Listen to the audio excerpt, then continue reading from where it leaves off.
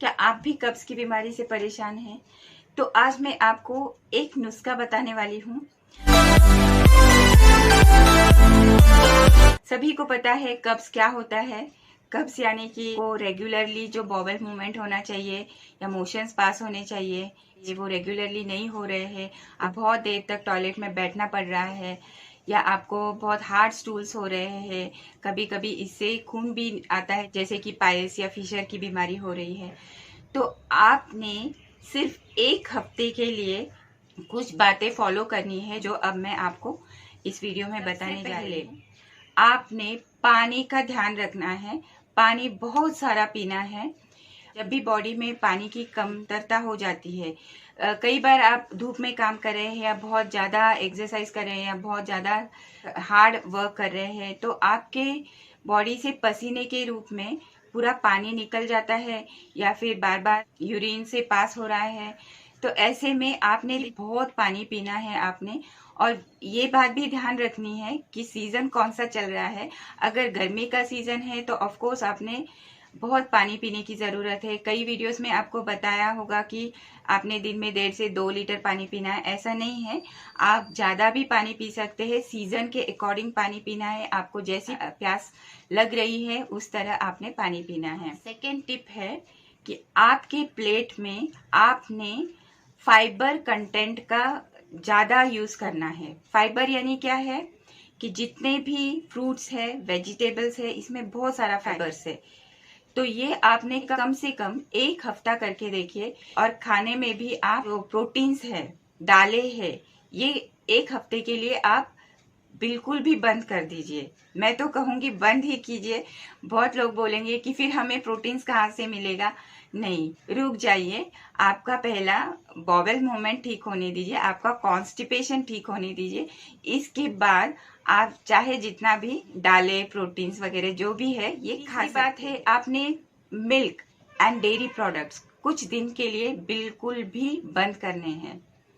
अगर आपको खाने का ही मन है, खाने का ही शौक है, तो आप छाछ पी सकते हैं, दही खा सकते हैं। लेकिन बाकी की जो चीज़ें हैं, जैसे कि पनीर या खोया से बनी चीज़ें या मिठाइयाँ भी जो दूध से बनी है, या कई लोगों को दूध पीने की बहुत आदत है, तो दूध भी अगर लेना ही है, आप रह ही नहीं पा रहे हैं दूध के बिना, तो आपने रात को दूध पीना है। वो भी हल्दी वाला दूध पी सकते हैं, या फिर अगर कॉन्स्टिपेशन ठीक करना है तो आपने उस 1 गिलास गुनगुने दूध में 1 चम्मच गाय का घी ये डालकर आप पी सकते हैं। नेक्स्ट है बेकरी प्रोडक्ट्स। जितने भी बेकरी प्रोडक्ट्स आप खा रहे हैं वो 8 दिन के लिए बंद कीजिए, बिल्कुल भी जो भी ब्रेड, पास्ता, मैगी या पिज्ज़ा, बर्गर, ये जो भी खा रहे हैं ये सिर्फ 8 दिन के लिए आप बंद कीजिए। मेरी मानिए, 8 दिन के बाद आप फर्क देखेंगे कि आपके बॉडी में ऑटोमेटिकली जो बहुत दिन से कब्ज था, पेट में जमा हो गया है, उसके लिए एक मूवमेंट करने के लिए एक कुछ बल्क चाहिए। और ये बल्क सिर्फ आपके खाने के फाइबर से ही मिलने वाला है। आप फ्रूट्स खाने जा रहे हैं, बहुत लोगों का मानना है कि हम जूस पीते हैं। नहीं, बिल्कुल नहीं चलेगा जूस, क्योंकि इसमें फाइबर होता ही नहीं है। इस जूस में क्या किया जाता है, जो भी फाइबर है वो पूरा छान कर फेंक दिया जाता है। तो आपने फ्रूट्स का जूस नहीं, होल फ्रूट जो भी है वो कट करके उसका जो स्किन होता है, उसका जो कवर है, उसके साथ ही आपने फ्रूट्स खाना है। कई लोग एप्पल खाते हैं तो उसका छिलका निकाल कर फेंक देते हैं। छिलके के अंदर ही ज़्यादा फाइबर है, और सेकेंडली इसके अंदर ही माइक्रो न्यूट्रिएंट्स है। जो भी आप विटामिन वगैरह जो रहते हैं ये उस छिलके के अंदर ही होता है। और भी 2-3 टिप्स मैं आपको बताऊंगी। चाय कॉफी कुछ दिन के लिए आप स्टॉप कर सकते हैं। सबसे पहले सुबह उठकर आपने 2 गिलास गर्म पानी पीना है, और गुनगुने पानी में नींबू डालकर आप पी सकते हैं। या अगर आपके पास एप्पल सीडर विनेगर है तो ये भी 1 टेबलस्पून आपने उसमें डालकर ये भी पी सकते हैं।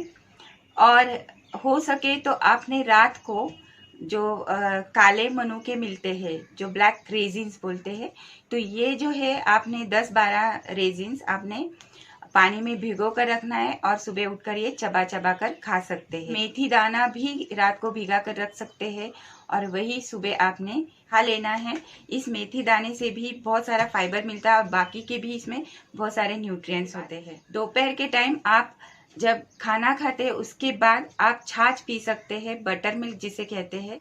आप इस छाछ में अदरक के टुकड़े या अदरक पीस कर डाल सकते हैं। इसमें आप जीरा पाउडर, काला नमक, पुदीने के पत्ते, ऐसा सब डालकर ये छाछ आप दोपहर के टाइम पी लीजिए। और रात के टाइम आपने सादा सिंपल खाना खाना है, वो भी रात को सोने से 2 घंटे पहले। उसके बाद थोड़ा सा लाइट माइल्ड वॉक करना है, जैसे 500 कदम चलते हैं वैसे आपने वॉक करना है। इमीडिएटली सोना नहीं है। और सोते टाइम दूध में 1 टीस्पून गाय का घी मिलाकर ये गटगट पी। आपने कुछ सब्जियां रेगुलरली खानी है, उसमें से पालक जो है ये आपने कंपलसरी खाना है। पालक एक नेचुरल लैक्सेटिव टाइप है। ये आपका बॉवेल मूवमेंट इंक्रीज करेगा और आपका स्टूल्स पास हो जाएगा। कुछ सब्जियां आपने बिल्कुल भी नहीं लेनी है। आलू, मटर, गोभी, बंद गोभी, फूल गोभी, ऐसे ये सारे सब्जियां आपने नहीं लेनी है। बाकी सारी सब्जियां आप ले सकते हैं। स्ट्रेस कम कीजिए। स्ट्रेस के लिए भी आप योगा, मेडिटेशन या खेलना वगैरह कर सकते हैं। म्यूजिक, डांस वगैरह कर सकते हैं। और सबसे इम्पोर्टेंट है एक्सरसाइज कीजिए, तो इससे आपका बॉवेल मूवमेंट इंक्रीज हो जाएगा। आपके पेट के जो मसल्स है वो अभी बहुत लेजी हो गए हैं, तो इसको स्टिम्युलेट करने के लिए आपने एक्सरसाइजेस करना बहुत ज्यादा। एक इम्पॉर्टेंट बात मैं बताने वाली, ये जो भी मैंने आपको 1 हफ्ते के लिए करने के लिए बताया है, ये नॉर्मल लोगों के लिए बताया है जिन्हें कॉन्स्टिपेशन हो रहा है। लेकिन ऐसे भी कई लोग होंगे जिनको पेट की बहुत बड़ी बड़ी बीमारियां हैं, जैसे को IBS या कोलाइटिस या और बीमारी है, जिसके वजह से आपका ये जो इंटेस्टिनल मूवमेंट्स है ये कम हो गया है। तो पहले आपने आपके डॉक्टर से सलाह लेनी है, उनसे जो भी मेडिसिन है वो प्रॉपर ट्रीटमेंट करनी है। और उसके बाद ये आप जो मैंने आपको डाइट वगैरह जो बताया है, ये भी कुछ बीमारियां हैं जिसमें आपका बॉवेल मूवमेंट्स या इंटेस्टिनल मूवमेंट्स कम हो जाते हैं। इसमें से पहला है डायबिटीज। आपके नर्व्स भी अफेक्ट हो जाते हैं। तो जो भी नर्व्स आपके पेट को सिग्नल्स देने वाले नर्व्स हैं, ये अफेक्ट होने की वजह से ये ठीक से काम नहीं करते हैं, तो आपका डाइजेशन भी खराब हो जाता है, यानी स्लो हो जाता है। और थायराइड की बीमारी, इसमें भी आपका डाइजेशन स्लो हो जाता है। तो पहले आप इन बीमारियों की ट्रीटमेंट कीजिए और फिर बाद में ये कॉन्स्टिपेशन के बारे में। कुछ लैक्सेटिव्स भी आप ले सकते हैं, जैसे कि इसबगोल, जो कि बल्क फॉर्मिंग है। इससे आपके स्टूल को एक प्रकार का बल्क मिल जाता है और जिससे वो पास हो जाता है इजीली। दूसरा है ड्यूफालैक और तीसरा है डेल्कोलैक्स। ये स्टूल्स सॉफ्टनर्स होते हैं। इसमें का स्टिमुलेंट है, आपके इंटेस्टाइन की मोटिलिटी बढ़ाता है। लेकिन ये आपने ज़्यादा दिन तक नहीं लेना है। कभी कभी ये हैबिट फॉर्मिंग हो जाता है और लेकर भी आपका जो इंटेस्टाइन है ये वीक हो जाता है। इसलिए ज़्यादा से ज़्यादा इसे अवॉइड करना है। रेगुलरली नहीं खा सकते हैं, कभी कभार हफ्ते में 1 बार या महीने में 2 बार वगैरह ऐसे ले सकते हैं। आप ये सब लैक्सेटिव्स लेने के बजाय आप नेचुरली, जितना नेचुरली हो सके उतना आप ट्राई करके देखिए। ये जो डाइट या ये जो प्रोग्राम मैंने आपको 1 हफ्ते के लिए बताया है, जिसमें आपने बहुत पानी पीना है। दूसरी बात है, आपने फाइबर रिच फूड खाना है और दालें जो है वो कुछ दिन के लिए आपके प्लेट में से हटा देना है। और खाते वक्त भी आपने पहले सैलेड का प्लेट ख़त्म करना है और फिर आपने खाने का प्लेट खाना शुरू करना है। कई लोग खाना खाने के बाद फल खाते हैं, तो ये गलत तरीका है। आपको जब भी फल खाना है वो आप खाना खाने के आधे घंटे या 1 घंटे बाद खा सकते हैं। और डेयरी प्रोडक्ट्स बंद कीजिए, बेकरी प्रोडक्ट्स बंद कीजिए कुछ दिन के लिए। और 1 हफ्ते बाद आप देखेंगे कि आपका जो भी कॉन्स्टिपेशन था ये सारा कम हो गया है। पूरी तरह नहीं गया तो भी आप नेक्स्ट वीक फिर से ये डाइट फॉलो कीजिए। आप देखेंगे कि 1 महीने के अंदर आप कॉन्स्टिपेशन भूल जाएंगे। आपको ये वीडियो अच्छी लगी हो, इसे लाइक कीजिए, मैक्सिमम शेयर कीजिए। और अगर आपको कोई ऐसे ही सवाल है तो आप कमेंट बॉक्स में लिख सकते हैं। ऐसे ही खुश रहिए, हंसते रहिए, मुस्कुराते रहिए। तो स्टे हेल्दी, कीप स्माइलिंग।